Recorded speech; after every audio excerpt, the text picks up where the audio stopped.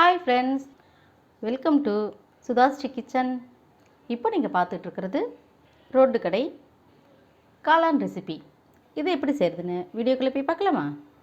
Road கடையிலாம் கிடைக்கிற காளான் மசாலா செய்கிறதுக்கு நான் காளான் 200 கிராம் எடுத்துருக்கேங்க. இதை பொடி பொடியாக நான் கட் பண்ணி வச்சுருக்கேன். அதை இந்த பவுலில் சேர்த்துக்கலாம். அதே அளவுக்கு முட்டைக்கோஸ் எடுத்துருக்கேங்க. அதையும் இதோடு சேர்த்துக்கலாம். இது கூட மைதா 1 கப்பு, கார்ன்ஃப்ளவர் மாவு 1/2 கப்புக்கு, மிளகாய் பொடி காரத்துக்கு தகுந்த மாதிரி நான் 2 ஸ்பூன் சேர்த்துக்கிறேன். கரம் மசாலா பொடி 1 ஸ்பூனு, இஞ்சி பூண்டு பேஸ்ட்டு 1 ஸ்பூனுக்கு, உப்பு தேவையான அளவுக்கு, எல்லாத்தையும் சேர்த்து நல்லா கலந்துக்கலாம். நம்ம பிசையும் போது காளான்லேருந்து தண்ணி வந்துச்சுன்னா அதோடு சேர்த்து கலந்துக்கலாம். இல்லை பத்தலைன்னா கொஞ்சமாக தண்ணி சேர்த்து நம்ம கலந்துக்கலாங்க. இப்போ நல்லா கலந்து விட்டாச்சுங்க. அடுத்தது கொஞ்சம் கொஞ்சமாக தண்ணியை தெளித்து நம்ம இதை நல்லா பிசைஞ்சு எடுத்துக்கலாம்.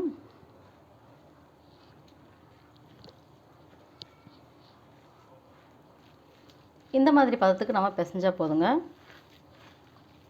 இந்த மாதிரி கெட்டியான பதத்துக்கு பிசைஞ்சு எடுத்தாச்சுங்க. அடுத்தது என்ன செய்கிறதுன்னு பார்க்கலாம். இப்போ எண்ணெய் நல்லா காஞ்சிருச்சுங்க. நம்ம செஞ்சு வச்சு இந்த காளான் கலவையை இப்படி குட்டி குட்டியாக போட்டு நம்ம பொரிச்சு எடுத்துக்கலாம்.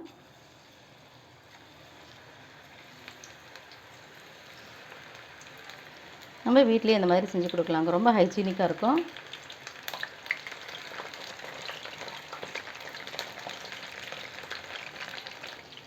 இப்போ நம்ம சேர்த்த காளானும் முட்டைக்கோசும் இதை பார்த்திங்களா, இந்த மாதிரி நல்லா பொரிஞ்சு வரணும். முறுமுறுன்னு இருக்கிற மாதிரி இதை நம்ம பொரிச்சு எடுத்துக்கலாங்க. இந்த மாதிரி தாங்க அவங்க ரோட்டு கடையில் இந்த மாதிரி பொரிச்சு ரெடி எடுத்து வச்சுக்கிட்டு டக்கு டக்கு நம்ம கலந்து எடுத்து கொடுப்பாங்க. இப்போ நல்லா கலர் மாறுற அளவுக்கு நல்லா பொரிஞ்சு வந்துருச்சு பார்த்திங்களா. இந்த ஸ்டேஜ் வரும்போது நம்ம இந்த காளான்களை எடுத்துடலாங்க. நல்லா எண்ணெயெல்லாம் வடிச்சிடலாம். இப்படி ஒரு தட்டில் இப்படி மாற்றி எடுத்துக்கலாங்க. இதே மாதிரி எல்லாத்தையும் பொரிச்சு எடுத்துகிட்டு வந்துடலாங்க. எல்லா காளானையும் இந்த மாதிரி நல்லா பொரிச்சு எடுத்தாச்சுங்க. ஸ்டவ்வில் ஒரு வாணலி வச்சுருக்கேன். 2 ஸ்பூனுக்கு ஆயில் சேர்த்துக்கலாம். பொடி பொடியாக கட் பண்ண ஆனியன் 1 கப்பு சேர்த்துக்கலாம். இது நல்லா வதக்கிக்கலாங்க. கலர் மாற அளவுக்கு இதை வதக்கிக்கணும். ஓரளவு வெங்காயம் வதங்கின பிறகு இஞ்சி பூண்டு பேஸ்ட்டு 1 ஸ்பூன் சேர்த்துக்கலாம். இஞ்சி பூண்டு பேஸ்ட்டு சேர்த்துட்டு நல்லா பச்சை வடை போக வதக்கின பிறகு பச்சை மிளகாய் இருந்தால் 2 சேர்த்துக்கலாங்க. இல்லைனா இந்த மாதிரி க்ரீன் சில்லி சாஸு 1 ஸ்பூனுக்கு சேர்த்துக்கலாம். இப்போ நல்லா வதக்கி விட்டுக்கலாங்க. கொஞ்சமாக கருவேப்பிலை, மீடியம் சைஸ் தக்காளி எடுத்து இந்த மாதிரி நல்லா அரைச்சி எடுத்துகிட்டு வந்திருக்காங்க. இதை வேகலாம் வைக்கல, தக்காளி அப்படியே அரைச்சி மட்டும் எடுத்துகிட்டு வந்திருக்காங்க. அதை சேர்த்துக்கலாம். இந்த தக்காளி விழுது நல்லா சுருண்டு வரணுங்க. இப்போ ஹை ஃப்ளேமில் வச்சுட்டு நம்ம நல்லா கலந்து விட்டுக்கலாம். அப்போ தான் சீக்கிரமாக நமக்கு வதங்கும்.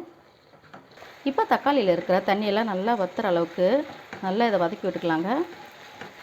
தக்காளி விழுது நல்லா சுருண்டு வர்ற மாதிரி வதக்கிட்டு அடுத்தது மஞ்சத்தூள் 1/4 ஸ்பூனுக்கு, மிளகாய்த்தூள் 1/2 ஸ்பூன் சேர்த்துக்கலாம். 1/2 ஸ்பூனு மல்லித்தூள் 1 ஸ்பூனுக்கு, கரம் மசாலா பொடி 1/2 ஸ்பூனு. நம்ம காளானில் முதல்ல உப்பு சேர்த்துட்டோம். இப்போ இந்த விழுதுக்கு தகுந்த மாதிரி உப்பு சேர்த்துக்கலாம். எல்லாத்தையும் சேர்த்துட்டு நல்லா வதக்கி விட்டுக்கலாங்க. இப்போ நம்மளுடைய மசாலா ரெடி ஆகிடுச்சு. அடுத்தது இந்த மாதிரி நம்ம பொரித்து வச்சுருக்கிற இந்த மஷ்ரூம்ஸ் எல்லாத்தையும் இப்படி சின்ன சின்னதாக பிச்சு போட்டுருணுங்க. நம்ம பொரிக்கிறதுக்காக ஈஸியாக இருக்குன்றதுக்காக பெருசாக பொரித்தோம். இப்போ நம்ம இதில் கலக்கும்போது நம்ம இந்த மாதிரி சின்ன சின்னதாக பிச்சு போடணும். நம்ம பொரித்த இந்த எல்லாத்தையும் நம்ம குட்டி குட்டியாக இப்படி பிச்சு எடுத்துகிட்டு வந்தாச்சுங்க. இது எல்லாத்தையும் இப்போ நம்ம இந்த வானிலையில் சேர்த்துக்கலாம். சேர்த்துட்டு நல்லா கலந்து எடுத்துக்கலாங்க. ரோட்டு கடையில் கிடைக்கிற அருமையான காளான் ரெசிபி நம்ம வீட்டிலேயே ஈஸியாக ரெடி ஆகிடுச்சிங்க. ரொம்ப சிம்பிள். இதை பொரிச்சு மட்டும் வச்சுட்டா போதுங்க. டக்கு டக்கு நம்ம இதை ரெடி பண்ணிடலாங்க. அடுத்தது இப்போ இந்த குட்டியை ஒரு பவுல் எடுத்துக்கலாங்க. இதில் நான் 2 ஸ்பூனுக்கு கார்ன்ஃப்ளவர் மாவு சேர்த்துக்கிறேன். 2 ஸ்பூனு சேர்த்தாச்சு. இப்போ இந்த கார்ன் மாவில் கொஞ்சமாக தண்ணி சேர்த்து கட்டிகள் இல்லாமல் கரைச்சிக்கலாங்க. இப்போ கட்டிகள் இல்லாமல் நம்ம கார்ன் மாவு தண்ணியிலலாம் இந்த மாதிரி கரைச்சி எடுத்தாச்சுங்க. இப்போ இந்த கார்ன் மாவு தண்ணியை நம்ம இந்த மசாலா மேலே சேர்த்துக்கலாம். இப்போ நம்ம இந்த மாதிரி நம்ம வறுத்து எடுக்கும்போது நல்லா ஒன்றோட ஒன்று ஒட்டி ரொம்ப சூப்பராக இருக்கும் டேஸ்ட்டு. நமக்கு வெளியில் எப்படி சாப்பிட்றோமோ அதே மாதிரி இருக்குங்க. ரொம்ப அருமையாக இருக்கும்.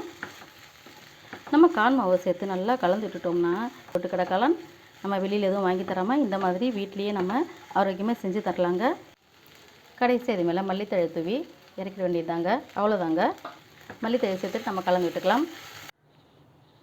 இப்போ நம்மளுடைய ரோட்டுக்கடை காளான் ரெசிபி ரெடி ஆகிடுச்சுங்க. இப்போ இதுக்கு மேலே நம்ம கொஞ்சமாக வெங்காயத்தை தூவி விட்டுக்கலாங்க. வெங்காயத்தை தூவியாச்சு. ஒரு சின்ன துண்டு எலுமிச்சம்பழம் எடுத்து இப்படி நல்லா பிழிஞ்சு விட்டுக்கலாம். அதுக்கு மேலே மல்லித்தழை தூவி விட்டுக்கலாங்க. நம்மளுடைய ரோட்டுக்கடை காளான் ரெசிபி ரெடி. உங்களுக்கு இந்த ரோட்டுக்கடை காளான் ரெசிபி பிடிச்சிருந்துச்சுன்னா சுதாஸ்ரீ கிச்சனுக்கு சப்ஸ்கிரைப் பண்ணுங்கள், ஃப்ரெண்ட்ஸ் அண்ட் ரிலேட்டிவ்க்கு ஷேர் பண்ணுங்கள், லைக் பண்ணுங்கள், கமெண்ட் பண்ணுங்கள். ஆரோக்கியமானதே சமைப்போம், ஆனந்தமாக இருப்போம். தேங்க்யூ.